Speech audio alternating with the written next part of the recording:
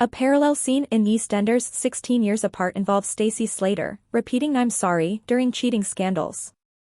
Former soap stars from Coronation Street and Eastenders perform in an Easter pantomime. Bolton unveils its first park in 120 years opposite a new food hall. Portugal's Praia de Felicia wins TripAdvisor's Best Beach title. A fan of Eastenders notices nearly same moments 16 years apart as Stacey Slater gets into trouble twice. This week's episode of Eastenders shared similarities with a legendary one from the past. Viewers have noted similarities between a 2007 sequence starring Stacey Slater and this week's episode. In the episodes that aired more than 16 years apart, the brash character is caught up in another cheating controversy and repeats the same statement. It's no surprise that Stacey has been engaged with both of the Branning brothers' affairs. There have been several affairs on Albert Square over the years, and it's safe to say that they've been involved in quite a number. A video of Max Branning and Stacey, who was dating Max's son Bradley, was presented to Tanya on Christmas Day in 2007. The stunning discovery in the cult classic episode tore the Branning family apart, and Stacey quietly apologized once everything was revealed. When she is discovered with Jack Branning more than 16 years later, she says the same two things. Jack and Stacey bonded over their shared grandchild and have since been having an affair. This week, Stacey made the decision to end their relationship after seeing the effect her adultery will have on Denise Fox. But Martin Fowler intercepted her as she was giving Jack her final kiss. Wednesday's explosive episode saw Denise break up with Jack, and viewers were given a déjà vu moment when they saw Stacey sit on the couch and repeat her "I'm sorry" statement. "A Slater never changes its leopard spots," a viewer said on X. Another said, "I love the fact E added that in and took us back to a time in TV history. Christmas 2007 was literally all I thought about while watching these scenes," said a different viewer. In the square, it appears as though history is being repeated. Starring in an Easter pantomime priced at £10 a ticket are former Coronation Street and Eastenders stars. For one night only, Goldilocks and the Amazing Three Bears will be performed on stage. This Easter, former cast members of Coronation Street and Eastenders will be performing in a pantomime. The Albert Halls in Bolton will host a performance by Stephen Arnold, who portrayed the meek butcher Ashley Peacock in Corrie, and Ricky Groves, who played Gary Hobbs in Walford. Tickets for the one-night-only production of Goldilocks and the Amazing Three Bears, which features the two, have been lowered to £10. Described as an amazing circus pantomime, it is being produced by the same team who brought us Beauty and the Beast and the Wizard of Oz. Stephen's personality Ashley was the fictional son of Corrie icon John Savidant, who sadly passed away last month, as Fred Elliott. Ashley departed from the ITV soap opera in 2010, having perished in a tragic tram accident and appearing in the show's 50th anniversary episode in December of that same year.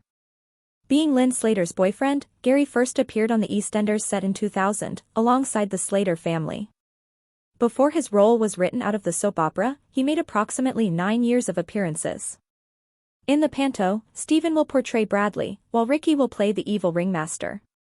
Panto favorite Andrew Curfew plays Ringo the Ringboy, and Rebecca Lake plays Goldilocks.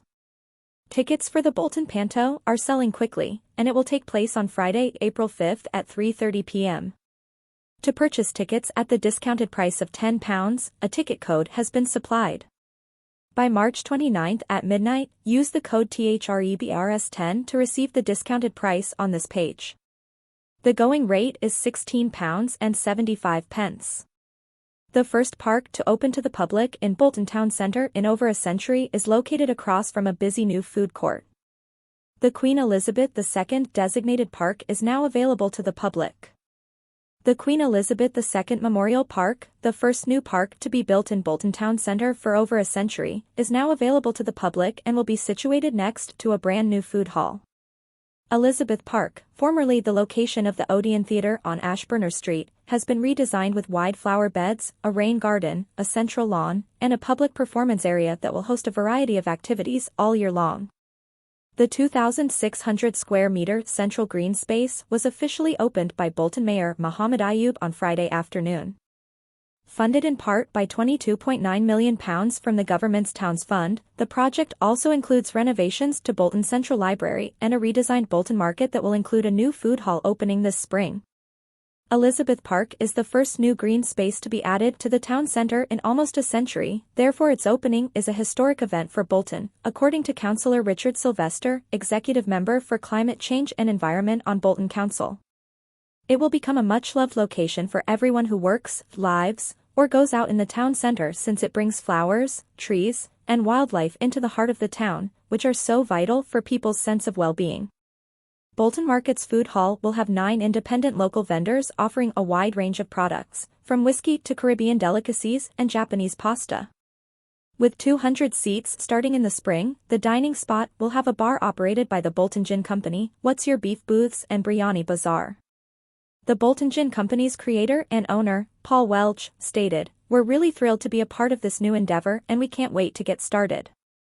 The amount of money and work that has been invested in it is evident. It fills me with great satisfaction as a small business owner to know that the council believes we should be serving refreshments and drinks."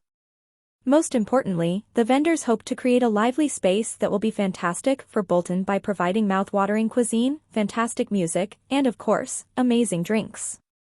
The £5.59 million initiative intends to attract younger customers, broaden the selection of booths, and establish an area where people can congregate and mingle in the evenings.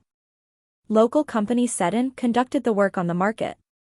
Early in the year, students from Gilnow Primary School, Pikes Lane Primary School, Bolton Parish Church Primary School, and St. Peter and St. Paul's Roman Catholic Primary School assisted with planting the flower beds at Elizabeth Park and participated in the festivities leading up to the opening day. The deputy leader of Bolton Council, Councillor Akhtar Zaman, said, "The future of Bolton Town Centre is bright," in reference to the most recent initiatives. The new park and food hall, along with the expansion of Moore Lane and the conversion of the Wellsprings building, are indications that the town centre is undergoing a total transformation as part of the council's aim to make it a lively and appealing location to visit, live, and work. From Manchester Airport, it's just a £21 flight to the world's best beach. TripAdvisor has named this beach the greatest in the world, and it has been called a paradise beach. There's nothing better than taking a beach vacation, feeling the sand between your toes, hearing the waves crash on the coast, and feeling the sun on your face. The beaches in the Caribbean, the Maldives, and Thailand immediately come to mind when considering the best beaches in the world for a vacation. You may be shocked to learn that the greatest beach on earth is located in Europe, and flights there start at Manchester Airport for as little as £22. The top beach in the world according to TripAdvisor's annual Traveller's Choice Awards 2024 list is Praia de Felicia in Portugal. Praia de Felicia, which is in the Algarve region of Portugal, is 45 minutes drive from Faro Airport. According to Skyscanner, one-way tickets from Manchester Airport to Faro start at £21 in April, while return tickets start at £38. Ryanair is offering flights from Manchester to Faro in April for as little as £21.99 per way, with returns starting at £25.9. Similar to this, EasyJet offers flights in April starting at £24.99 and returning from £22.70, while Jet2 offers flights beginning at £75 and returning from approximately £180. It's vital to remember that baggage allowance and seat assignment may incur additional fees. Praia de Felicia topped the list, which was put together based on reviews from TripAdvisor users, surpassing beaches in Australia, Hawaii, and the Seychelles. The beach, which was ranked 6th on the list the previous year, has risen 5 spots. The beach, which is accessible by a wooden stairway, is well known for its dazzling red sand dunes and incredibly smooth sand. It is well known for its pristine beauty and feels very different from too developed and commercialized beaches. Praia de Felicia is well liked by vacationers since it's ideal for all kinds of activities, including swimming, water sports, and strolling along the beach. It was called a paradise beach by one TripAdvisor reviewer and dubbed the best beach we have ever visited by another. Praia de Felicia is a paradise beach located in Algarve, Portugal, reviewer Tinekalustion S. stated. This beach offers breathtaking natural landscape with its pristine white sand and captivating maroon cliffs. For individuals looking for peace and beauty in the outdoors during their beach vacation, Praia de Felicia is a true treasure. A review on TripAdvisor by Stockport resident Leslie X63 said, "Very lovely beach. We loved strolling down the waterfront since it was so serene and the cliffs behind the beach are breathtaking.